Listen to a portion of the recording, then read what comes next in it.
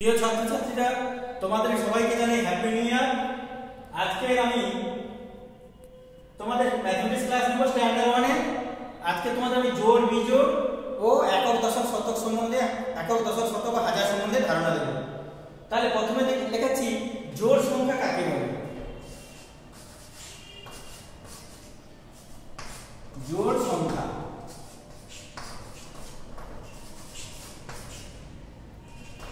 না, যে সমস্ত সংখ্যা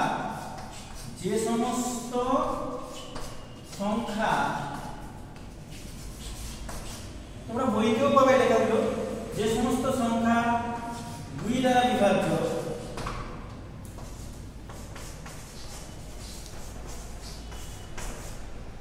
বিভাজ্য সেই সমস্ত সংখ্যাগুলো হয় জোড় সংখ্যা। সেই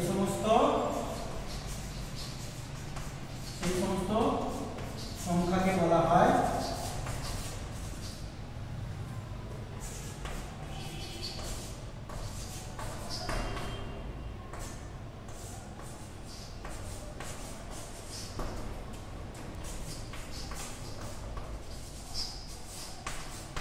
জোড় সংখ্যা। উদাহরণ দিচ্ছি, আমরা দেখো উদাহরণ কি হবে। শূন্য কিন্তু একটা জোড় সংখ্যা, শূন্য দিতে পারো। শূন্যটা হয়তো উদাহরণ হিসাবে শূন্য দেবে না, কিন্তু শূন্য একটা জোড় সংখ্যা। 2 4 6 8 ডট ডট ডট ইত্যাদি। এখানে ডট ডট ডট মানে আরো অসংখ্য আছে, মানে সীমা বা শেষ নেই। 2 4 6 8 10 12 14 এরকম বলে যেতে হবে, বলে গেলেই শেষ হবে না। তাহলে জোড় সংখ্যা কোনগুলো? যে সমস্ত সংখ্যা 2 দ্বারা বিভাজ্য সেই সমস্ত সংখ্যাকে বলা হয় জোড় সংখ্যা। এটা খুব সহজ হিসাবে বুঝতে গেলে জোড় সংখ্যা কোনগুলো না, যে সমস্ত সংখ্যার শেষ অঙ্ক 0 2 4 6 8 থাকে সেগুলো হচ্ছে জোড় সংখ্যা। মানে ধরো দেখো 10 একটা জোড় সংখ্যা, 12 14 16 18 এরকম। দেখো এই সংখ্যাটা শেষ 0 আছে, 2 আছে, 4 আছে, 6 আছে, 8। মনে সহজভাবে বোঝার জন্য যে জোড় সংখ্যা কোনগুলো না, যে সমস্ত সংখ্যা শেষে 0 2 4 6 8 মানে এককের ঘরে বা এককের অঙ্ক 0 থাকবে অথবা 2 থাকবে অথবা 4 থাকবে অথবা 6 থাকবে অথবা 8। এটা বোঝার জন্য যে কোনটা জোড় সংখ্যা তুমি বুঝবে কি করে। আর সংখ্যা লিখতে গেলে লিখবে যে সমস্ত সংখ্যা 2 দ্বারা বিভাজ্য সেই সমস্ত সংখ্যাকে জোড় সংখ্যা। আমি উদাহরণগুলো প্রথম থেকে কিছু উদাহরণ দিয়ে রেখেছি। আর যদি তুমি জোড় সংখ্যা বোঝার ক্ষেত্রে তাহলে শেষ অঙ্ক মানে এককের অঙ্ক 0 2 4 6 8 এগুলো। এবার লিখছি বিজোড় সংখ্যা কাকে বলে। তোমরা বই খাতাতে আলাদাভাবে লিখো, আমি পড়ে শুধু বি যোগ করতে হয়ে যাচ্ছে। বিজোড় সংখ্যা যে সমস্ত সংখ্যা 2 দ্বারা বিভাজ্য নয়, এখানে শুধু নয় কথা লিখবে, এই সমস্ত সংখ্যাকে বলা হয় বিজোড় সংখ্যা। বিজোড় সংখ্যা যেমন উদাহরণ হচ্ছে কি 1 3 5 7 1 3 5 7 9 11 এরকম তো ডট আরো আছে। তাহলে এখানে বোঝার সুবিধা তুমি কি না, যে সমস্ত সংখ্যা শেষ অঙ্ক 1 3 5 7 9 সেই সমস্ত সংখ্যা বিজোড় সংখ্যা। দেখো আমি 11 লিখলাম, ধরো 13 লিখলাম,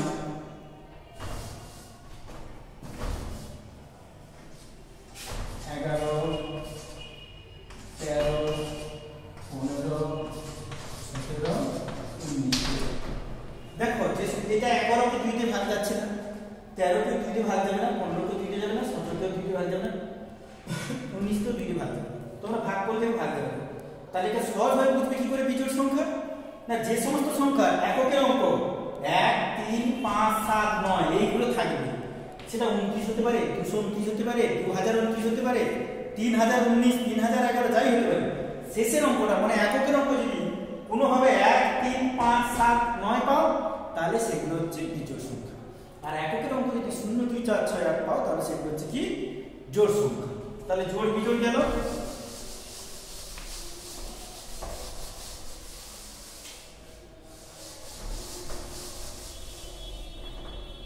এইবার দেখো তোমাদের বইতে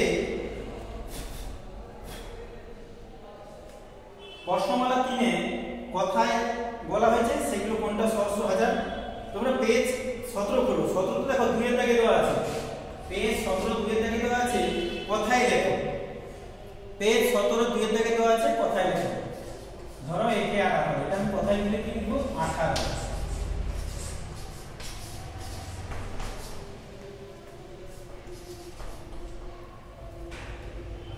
তারপর দেওয়া আছে এরকম, তাহলে কথায় লিখে কি লিখবো 22। 2 10 22। এবার কি দেওয়া আছে ধরো 87, তাহলে এটা আমি লিখবো কি 87।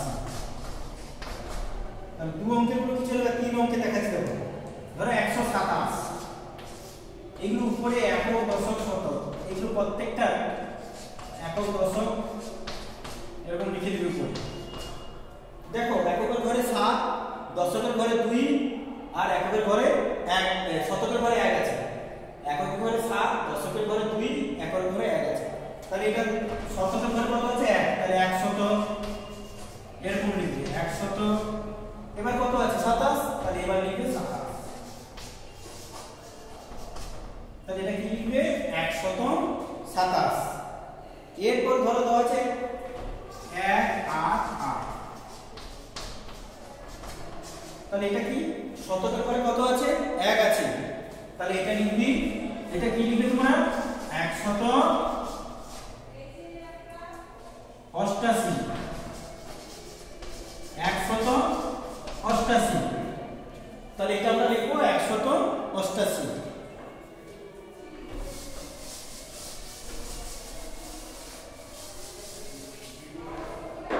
এরপরে দেখো কি দেওয়া আছে না 109, তাহলে এটা আমরা কি লিখবো 109, এটা লিখবো 109।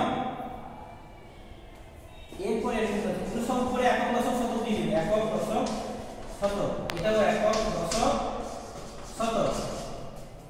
দেখো এই দশকের পরে একক ঘরে কোনো কিছু নেই, শূন্য আছে, তাহলে এটা কি লিখবো 500, এটা আমি লিখবো 500।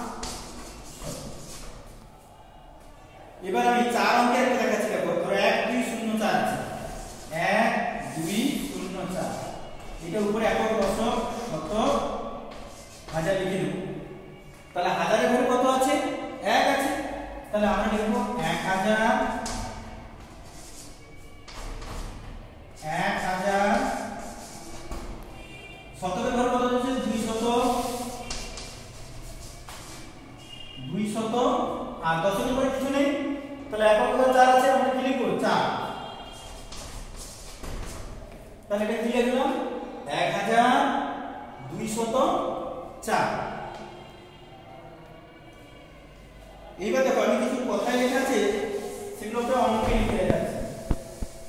3 এর দাগে আমাদের 3 এর দাগে দেখো দেওয়া আছে ধরো 28,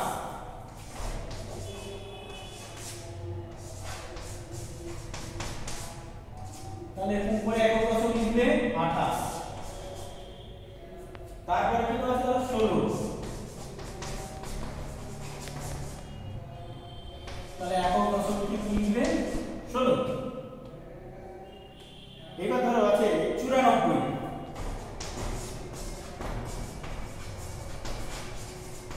তাহলে এটা কি লিখবে একক দশক লিখে 994। তারপর 912, 912, তাহলে উপরে একক দশক শতক লিখলাম 912, এরকম উপরে একক দশক শতক লিখে নিলাম, এটা হবে কি 912। এবার ধরো 374,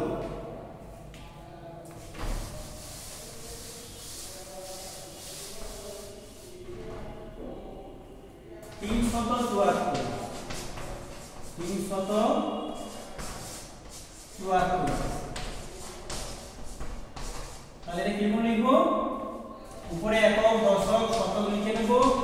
300 বলেছে, তাহলে শতকের ঘরে কত লিখবো 3 আর 7টা, তাহলে এটা কত লিখবো 374।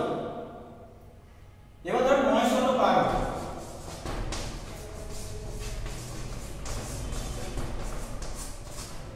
তাহলে উপরে একক দশক শতক লিখে নেব। যেহেতু 9 শতক বলেছে তাহলে 9 শতভাগ। তাহলে আজকের ক্লাস এই পর্যন্ত থাকলো। তোমরা বাড়িতে এই ধরনের অঙ্কগুলো অভ্যাস করবে, প্রথমে কিছুদিন অনলাইনের মাধ্যমে তোমাদের ক্লাস করবে। তাহলে আজকের ক্লাস এই পর্যন্ত থাকবে।